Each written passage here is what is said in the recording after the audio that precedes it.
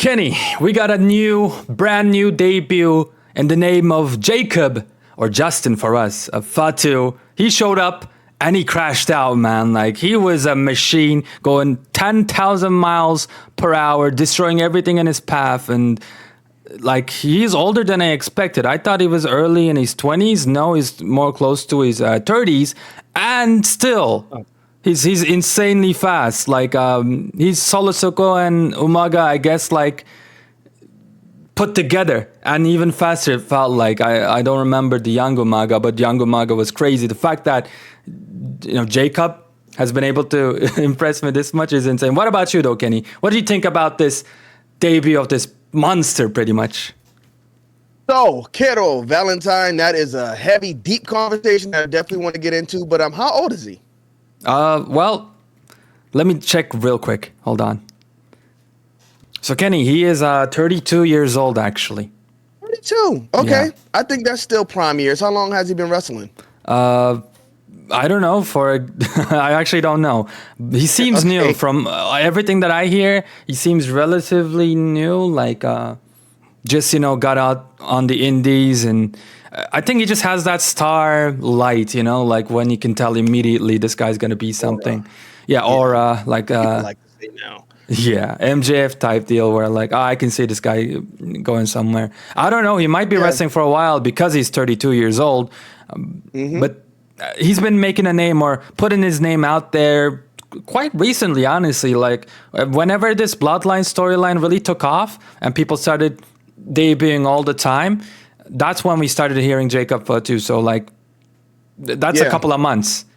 Yeah, I know he's been in MLW doing this thing. I see some of the crash spots, but really what I've seen so far is just highlight videos. So I know everybody's like big sold on him right now, but you know what? I want to see how he actually performs when he gets in there, because we got Tama Tonga. I think he's been kind of, there. He serves his purpose. Yeah. I think they need to showcase him a lot more, because I think he actually does good as coming off as like the mean, bad bully, where Solo Sikoa doesn't too much.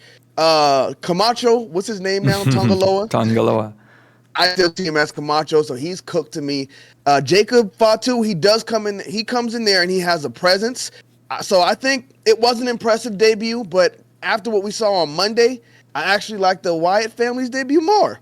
So, yeah. I don't know, like it kind of, they brought me up to this level, and Jacob Fatu, while I'm glad he's there, he didn't quite get me to where the Wyatt family did, because he did the little crash through the table spot that we see Logan Paul doing every match. So to me, that's not really too impressive. So, I mean, we'll see. I like the story, the little seeds of stories they planted in there, because when Jacob Fatu got back in the ring and he held up his one, like the other guys like kind of looked like, what's going on? What's he doing there? But then they just immediately followed suit, like, all right, and then they threw up the one as well. So story-wise, I'm excited to see where we go from here, and I want to see how this guy actually performs in the ring, and if he can actually cut it with the WWE style on the mic, because from what I hear, he curses a lot. Oh, I think he'll be fine. I feel like he's already feels like a wrestler who's been there and doing it for years and years. Kind of like a Braun Breaker situation, where like right off the bat, you can tell he feels at home. And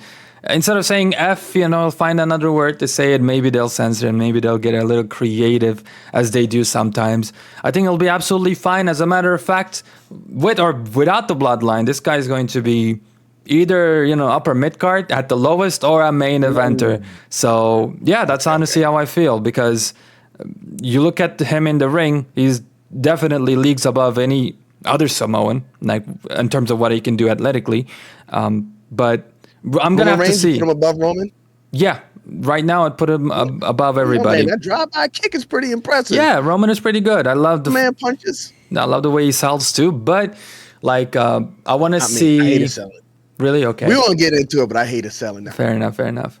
Oh, you just froze on my screen. Yeah.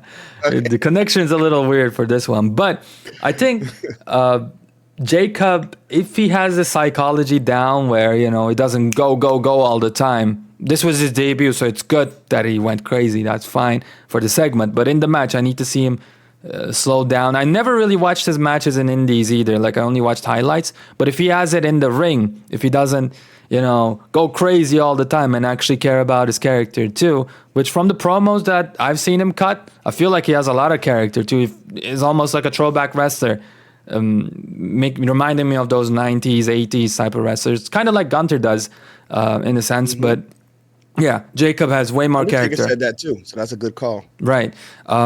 So, man, my question is then, even before he debuted, where this was not even on the table, this was not a reality. We were talking about Jacob Fatu coming in here and outshining Solo Sikoa even before his debut. Now, do you think it has already happened? Just, in 2 minutes, he outshined Solo and pretty much everybody else in the Bloodline, the current one that we're seeing on screen right now. Would you agree with that? I won't say so yet. It seems like that is the perception online, but I think people are just sold too easily. They heard this guy signed and they couldn't wait for him to come in. He came in again and he didn't do anything different. He just jumped through the table like Logan Paul always does. So I'm like, okay, need a bit more on that. And as far as his facials, like that, but he came in there with the Umaga face, like the exact Umaga face. And I'm like, okay, so now it's giving off Umaga. And Umaga wasn't ever really a great promo or anything. So like you said, upper mid card, I think that was kind of Umaga's ceiling. RIP to the man. Do you not remember Umaga versus Kali? Their amazing face-off. That was an incredible promo, man. I don't even remember it, but I know it wasn't good. You said the great Kali? Yeah. They just grunted at each other, man. But as a kid, I did believe Umaga was like a scary monster. I thought the face paint on his face was really tattooed. So I was like, this is a bad dude right here. Yeah. Jacob Fatu, he's going to have to show me a bit more because I'm not sold as easily. He's going to have to come in here and put on some great matches like everybody's talking him up to have. He's going to have to show it to me in WWE because I don't care what you did before WWE. We look at guys like Ricochet, superstar outside of the WWE, but he got there and really just couldn't cut the mustard. So Jacob Fatu is a fresh start for you. I don't care what you did before you got to this spot. It's time for you to show me what you can do in this spot and if you can deliver on this mic in the way WWE will allow you to. Yeah. Because, I don't know, there's a big difference from like the promos MJF is cutting where he's pretty much loose. Yeah, he can say pretty much anything, yeah. And the promo he would be able to cut in WWE. So we'll see. No, you're right. You're so right. What have you done for me lately is a big question in wrestling. And yeah, like if you look at Jacob, he's going to have to adjust. And like you gave a great example, and I'll give another one in the form of Drew McIntyre. You remember him back in 2014? It was in one-man band, but he was still able to cut these promos that he's cutting today. Band. Yeah, or a three-man band, not even one-man band. He essentially ended up alone. But yeah, it was horrible. Like Drew McIntyre has all this talent in the ring, the look, the promo, everything. But then you see him at the WWE and the way he was used. So nothing is set in stone for sure. I think we're all excited. And I think, Kenny, you're cautiously optimistic. That's what I'm getting from you.